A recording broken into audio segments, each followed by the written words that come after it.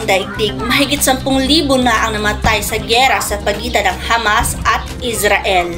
Sa balitang sports, babaeng nakatira sa Valencia City, Bukidnon ay nanalo sa WBA Asian Light Flyweight Championship.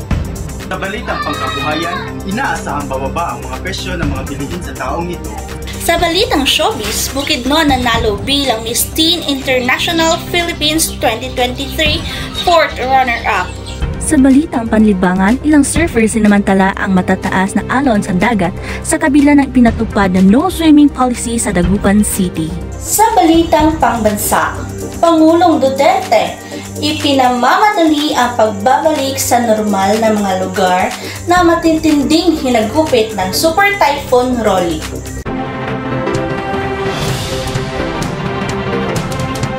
Mula sa paaralan ng Philippine College Foundation, ito ang Balitang Asig ng Bukidnon.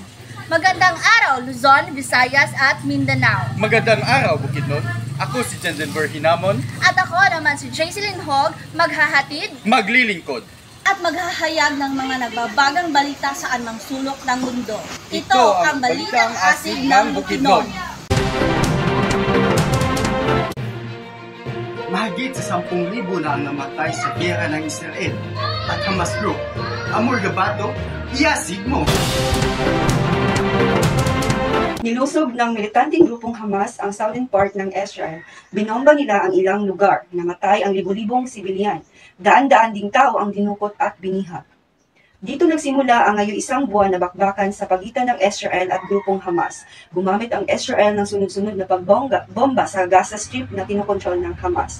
Pero ang Gaza Strip ay tahanan din ng higit 2 milyong Palestino, kaya't libo-libo rin ang namatay roon. Pero ang gulong iyon ay hindi nagsimula noong October 7. Malalim ang hugot ng gerang ito.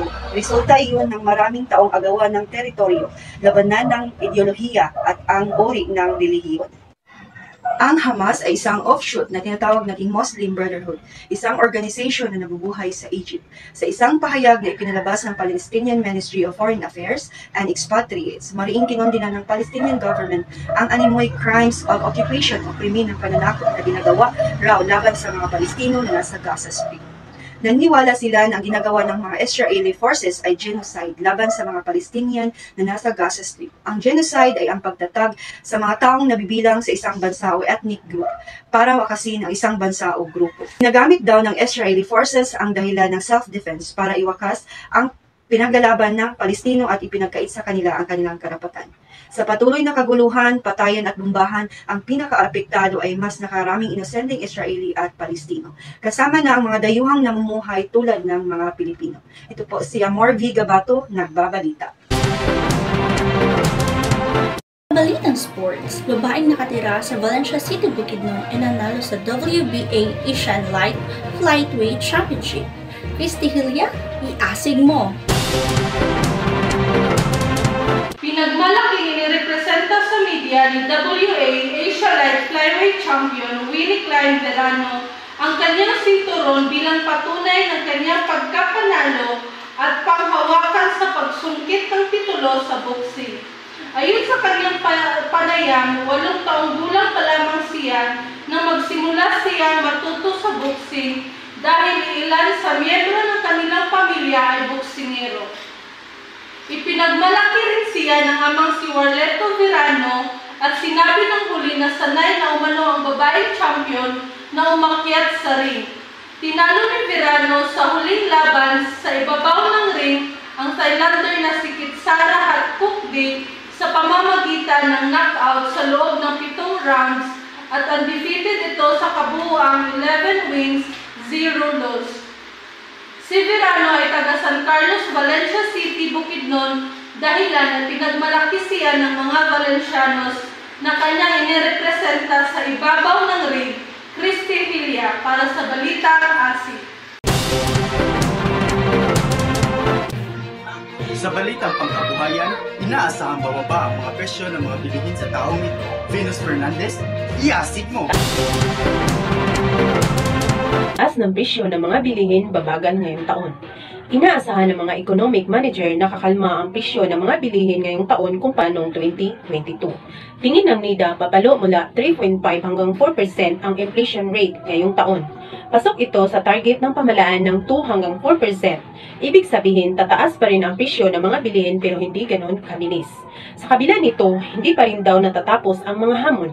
Mari raw kasing bumaba ang produksyon ng agrikultura kapag nananlasa na ang El Nino. Isang weather phenomenon kung saan mararanasan ang mas kaunting pag-ulan sa bansa. Kapag bumaba ng supply ng produkto, maaaring tumaas ang presyo ng mga ito sa merkado. Sa taya ng Pag-asa, posibleng sa mga huling buwan ng taon mararanasan ang pinakamatinding epekto ng El Nino. Maghanda na rin daw ang gobyerno ng social protection programs para sa mga mahirap na maapektuhan ng El Nino. Samantala, layon pa rin daw ng gobyerno na mapalago ang ekonomiya ng 6 hanggang 7% at kahit pa sumadsad ang halaga ng piso kontra dolyar nitong mga nakarang araw, stable pa rin naman daw ito. Ang mahalaga naman umano, huwag maging biglaan ng paggalaw ng piso at maging sa presyo ng mga bilihin. Venus Fernandez, nag-uulat. Sa balitang showbiz, Bukidnon nanalo bilang Miss Teen International Philippines 2023 4th runner-up. Tita Lawas, iasig mo!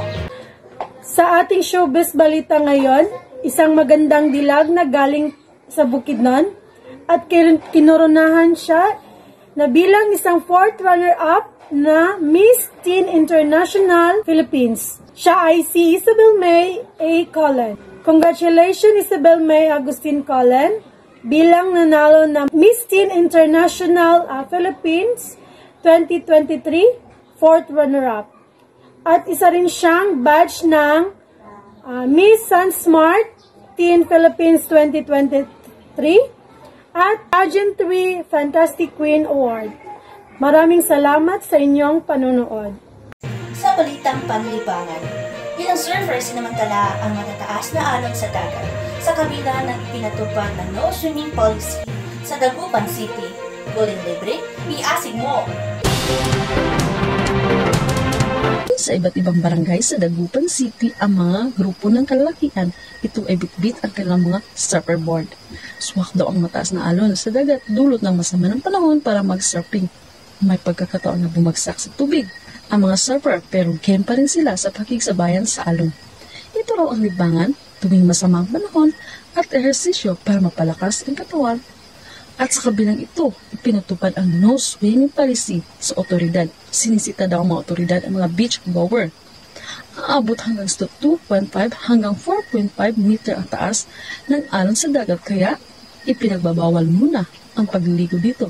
At hindi muna pinaghintulutan na pumalaot ang maliit na sasakyan pandagat dahil delikado. Katuwang ng lifeline ang pagbabantay sa dagat at ang Maritime Police. Ito si Colin Lebre, updated sa balitang panlibangan. Sa balitang pangbansa, Pangulong Duterte, ipinamamadali ang pagbabalik sa normal ng mga lugar na matintinding hinagupit ng Super Typhoon Rolly.